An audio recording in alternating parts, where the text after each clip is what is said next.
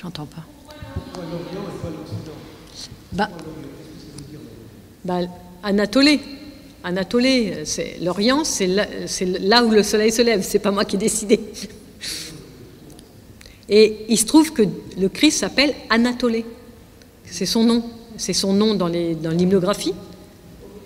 Orient, on le chante à Noël, Orient des Orients.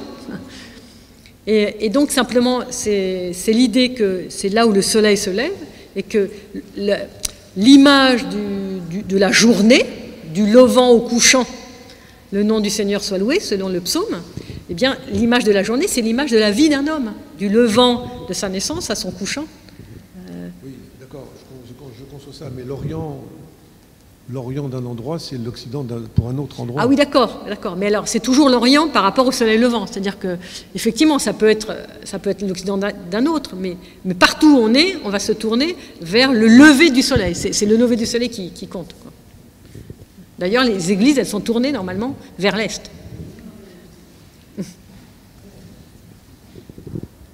Moi, je me demande s'il y a dans le livre de l'Apocalypse, si le jardin, parce que comme dans l'Apocalypse, on est dans des temps eschatologiques, etc., est-ce que là, il y a une notion de jardin, avec toutes les tribus qui se retrouvent? Il n'y a pas une notion de... Non. C'est drôle, j'ai pas vu. J'ai pas vu, mais peut-être... J'ai pas vu, j'ai regardé. Hein, peut-être que oui. Mais c'est une très bonne question. Mais alors, ce qui est très intéressant dans l'Apocalypse, c'est que de soleil et de lune, il n'y en a plus. Pourquoi? Parce que le soleil et la lune, c'est l'agneau et le Père sur le trône qui tiendront lieu. Et de temple, il n'y en a plus. Donc tout ce qui pouvait humainement, dans le monde terrestre, nous orienter vers Dieu et vers l'agneau, eh ben, il n'y en a plus besoin dans le monde, dans la Jérusalem qui descend, parce que c'est l'agneau lui-même, qui est d'ailleurs la lumière, hein, la lumière, à la fois la lumière du premier jour, dont on sait que la lumière du premier jour n'est pas celle du soleil et de la lune, puisqu'elle arrive au 4e jour. Donc à la fois cette lumière qu'on appellera la lumière divine, les énergies incréées de cette lumière. Et puis l'agneau lui-même. Mais c'est vrai qu'il y a des résonances aussi, même s'il n'y a pas les mots en tant que tels, il y a des résonances avec l'Apocalypse, c'est sûr. Ne serait-ce que par l'idée aussi des fiançailles, donc, de cet aspect nuptial, hein, puisque c'est l'épouse de l'agneau, la Jérusalem nouvelle, etc. Donc, je voulais juste savoir s'il y avait un parallèle aussi entre la croix et l'arbre de vie. Enfin, ah ben oui, c'est le dit textuellement dans l'hymnographie. Hein. Oui, en fait, voilà, en savoir un peu plus. Ah oui, d'accord, ok, d'accord. Alors oui, toute la tradition de l'Église, tous les pères le disent, mais depuis le début. Pourquoi? C'est parce que le mot xulos, en grec, et d'ailleurs en hébreu aussi, etz, le mot bois, ça c'est le même mot pour dire bois et pour dire arbre. Ou plutôt, c'est une métonymie, c'est-à-dire, il suffit de dire bois et on pense déjà à un arbre. Voilà, on dit c'est du bois et puis voilà, c'est une sorte de métonymie, quoi. Bon. Et donc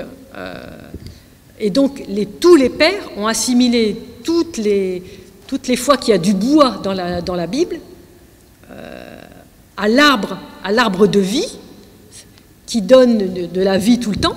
Et la croix, oui, la croix automatiquement, parce que d'abord c'est en bois, mais aussi parce que sur la croix, le seul fruit qui est sur la croix, c'est le Christ, et lui, c'est de l'immortalité, c'est de l'arbre de vie immortel. Et d'ailleurs, là, on rejoint du coup l'Apocalypse. Alors j'espère que je vais le retrouver, je pense que c'est dans le dernier ou l'avant-dernier chapitre, où il est dit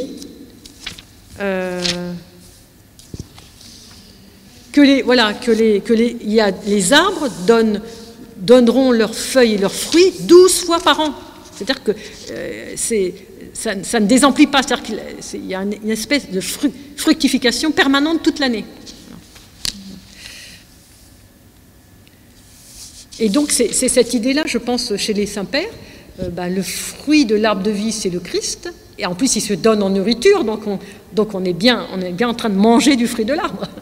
Et donc on est bien dans l'arbre de vie, puisque l'arbre de vie, normalement, il aurait pu être accessible si l'homme n'avait pas désobéi. C'est-à-dire que qu'est-ce qui se passe dans le Jardin d'Éden? L'homme désobéit, et Dieu dit, bon, on va le mettre à l'extérieur du jardin avec les anges qui vont le garder, pour qu'il n'accède pas à l'arbre de vie.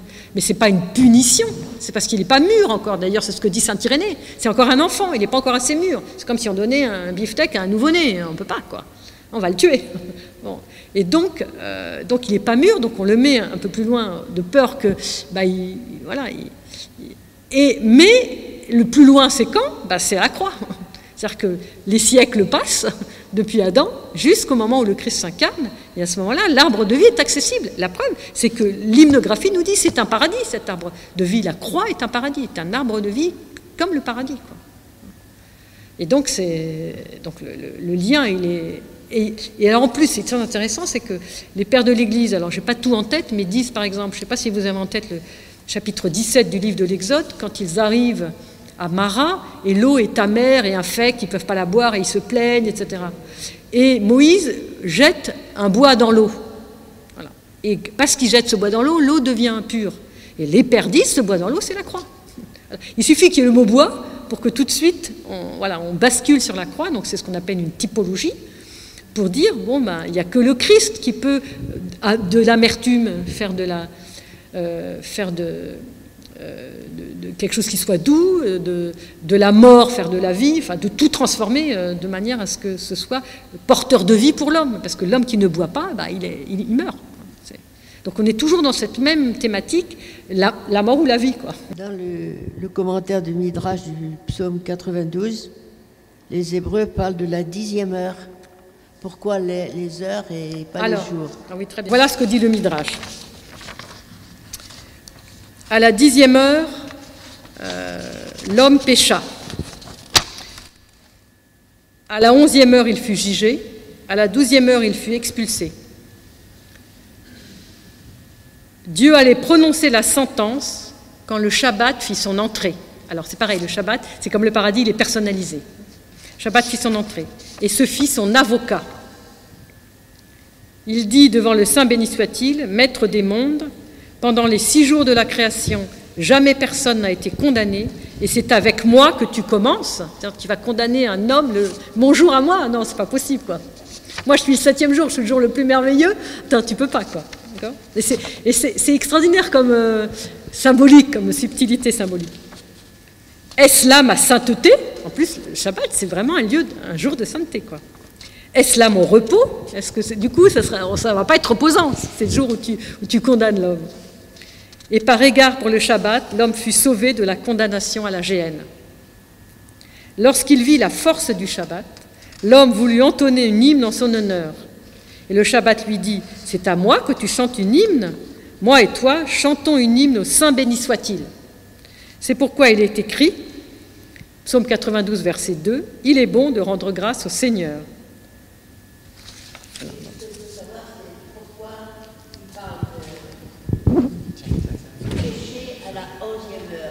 C'est parce que dans le Midrash, alors le Midrash c'est comment dire, c'est une sorte d'extension du texte biblique ça peut être une parabole, voilà, on pourrait dire, c'est un peu quelque chose de parabolique, en tout cas, c'est pour nous faire réfléchir, il dit, donc j'ai pas tout à fait tout le début du Midrash, mais il dit, l'homme fut créé à la première heure, à la 2e heure, il y a eu Ève, voilà, non, parce que c'est 6e jour, l'homme n'est créé que le 6e jour, l'homme n'est créé que le 6e jour, donc c'est l'heure du jour. Voilà ce qui s'est passé, 1e heure, 2e heure, 3e heure, voilà. Et à la 10e heure, il pêche. Voilà. Donc c'est une parabole, c'est juste pour dire, voilà comment Dieu, à chaque heure, il fait quelque chose, et puis la 10e heure, boum. Quand on dit Adam, c'est sous-entendu Adam et Ève, oui, bien sûr. Alors, vous savez que dans Adam, dans le mot générique Adam, il y a 2 éléments. Il y a le fait que c'est l'homme générique, vous savez qu'avant qu'il se sépare en Adam et Ève, il s'appelle Adam. Voilà. Et ensuite, il se trouve qu'il garde son nom Adam et qu'il l'appelle Ève, et qu'ensuite donc il se sépare en masculin-féminin, mais il garde son nom, quoi. Et donc c'est l'idée de l'humanité quand même générique. Ceci étant dit, que ce soit saint Irénée ou que ce soit saint Paul, on va distinguer, on va dire, il y a le nouvel Adam et il y a la nouvelle Ève, qui est la mère de Dieu. Donc on va quand même donner une couleur féminin-masculin à ce nouvel Adam, cette nouvelle Ève. Après avoir été chassé, après qu'Adam ait été chassé du paradis, Oui. tant qu'ils sont dans le paradis, elle ne s'appelle pas Ève. Elle est l'épouse, elle n'est pas Ève. Oui. Elle devient Ève quand Adam lui donne ce nom. D'ailleurs, il lui donne Hawa, mais, parce qu'elle est la mère des vivants. Donc vous savez, il s'endort, les animaux passent, enfin bon, on connaît le récit, et puis Dieu lui amène, Dieu le met en tardéma, c'est-à-dire dans la situation d'un homme, voilà, une sorte d'extasis en grec, exactement. Mais la tardéma en hébreu, c'est plus l'opération chirurgicale, il endort comme dans une opération chirurgicale. Et puis, extasis, ouais, c'est bien aussi. Donc, et Dieu prend, du côté d'Adam, il forme une Ève. Et il l'amène devant l'homme. D'ailleurs, ça serait intéressant de voir s'il l'amène devant l'homme comme Dieu avait amené l'Adam de l'Éden au jardin. Ça serait intéressant de regarder si c'est le même verbe en grec. Ça serait très intéressant. Celui-ci s'écrit, pour le coup, c'est l'os de mes os, la chair de ma chair. Écoutez bien. Celle-ci sera appelée femme, car elle fut tirée de l'homme, celle-ci. Eh bien, le mot femme, dans la Bible, Isha, vient avant le mot homme, avant. Donc la femme est citée en premier. Isha, Ish. Oui, c'est pas la dame. Isha, Ish. Okay. Et ensuite, effectivement, donc il l'appelle femme. C'est pourquoi on quitte son père et sa mère, etc. Tous deux. Bon. Et alors l'idée de Ève, voilà, l'homme appela sa femme Ève, verset 20 du chapitre 3, donc après la faute. Après la faute. Après que Dieu dise, il produira pour toi épines et chardons, et tu mangeras l'herbe des champs à la sueur de ton visage, tu mangeras ton pain jusqu'à ce que tu retournes au sol, puisque tu en fus tiré, car tu es glaise et tu retourneras à la glaise. L'homme appela sa femme Ève, Chava en hébreu, parce qu'elle est la mère, elle fut la mère de tous les vivants. Ève, quand elle donne la vie à Caïn, oui. Elle dit « J'ai conçu un homme de par l'Éternel. » De la part de Dieu, oui. Quelque chose comme oui. ça. Oui. Je ne comprends pas bien ce que ça veut dire. Ah bah oui, ça y est de quoi. Elle dit littéralement j'ai conçu avec Dieu. Avec Dieu ou de par Dieu, enfin, ça dépend comment on traduit. Alors il faudra aller voir le grec et l'hébreu parce qu'il y a peut-être petite nuance, ce qui n'est pas sûr d'ailleurs. J'ai acquis un homme de par le Seigneur. Bon. Alors, plusieurs compréhensions. J'ai acquis un homme avec le Seigneur, c'est-à-dire, on sait tous qu'il ne faut pas seulement être deux pour mettre au monde, il faut être trois. Voilà, il faut que Dieu y mette du sien. Parce que si Dieu ne donne pas la vie à l'intérieur du sein de la femme, l'embryon ne prendra pas, quoi. Bon. Parce qu'il y en a qu'un qui a la main verte avec l'embryon de la femme, c'est Dieu. Bon. Juste pour faire une petite comparaison. Maintenant, les rabbins, eux, vont un peu plus loin. Ils disent, le problème de Chava, de Ève, c'est que elle se croit être l'épouse de Dieu, entre guillemets. Elle croit que c'est Dieu qui l'a fécondée. Voilà. Elle a mis Adam de côté, elle méprise un peu Adam, et elle se prend pour la femme de Dieu, quoi, en gros. Voilà. Et c'est pour ça qu'elle appelle Caïn, qui veut dire, alors en hébreu moderne, ça veut dire acheter, acquérir. Et elle dit, j'ai acquis, oui c'est ça, voilà, j'ai acquis un homme de par l'Éternel. Donc c'est le fait de dire j'ai acquis, c'est-à-dire j'ai acquis, il est en pleine acquisition, il est en pleine possession de lui-même, il est déjà parfait. Il est déjà tout puissant, ce Caïn. D'ailleurs, c'est pour ça que c'est compliqué, parce que si Caïn se comporte si mal, c'est que la mère est, comment dire, elle a déjà son projet sur lui, elle l'a déjà rendu un mini-dieu, quoi. Voilà. Donc, forcément, il faut qu'il prenne toute la place. Maintenant, d'autres vont dire des choses encore plus graves, d'autres midrashim vont dire qui est-ce qui a engrossé Ève c'est Samaël. Et Samaël, c'est qui? C'est le serpent. C'est le serpent. Et ce qui est très intéressant, c'est que nous en avons une trace très fine dans l'épître de Saint Jean. Mais là, voilà, si on ne sait pas ça, on ne comprend pas, enfin, on n'arrive pas à intégrer la trace très fine qu'il y a dans la première, il me semble, première épître de Jean. Alors, que dit la première épître de Jean? Je ne suis pas sûre de le retrouver textuellement, mais je vais vous en dire... je vais vous le dire comme ça si je ne retrouve pas, parce que c'est toujours bien d'avoir exactement le... première épître de Pierre, voilà, première épître de Jean. Je crois que c'est chapitre 3. Chapitre 3.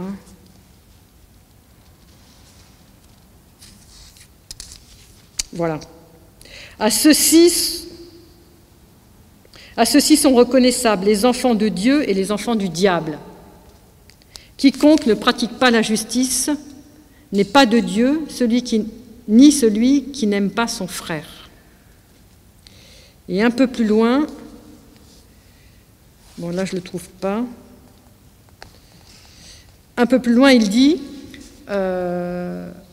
qu'un a tué son frère, a égorgé son frère. D'ailleurs, le fait qu'ils disent qu'il l'a égorgé, ça n'est pas dans le texte de Genèse.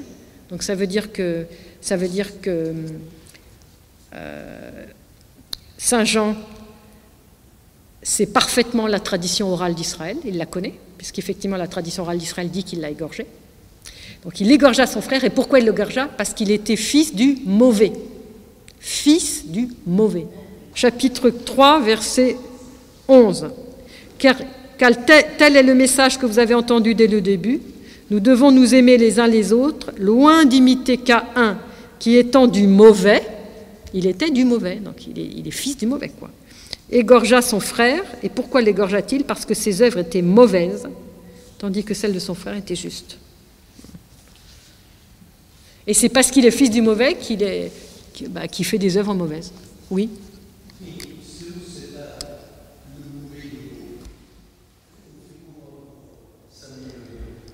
Pour s'améliorer.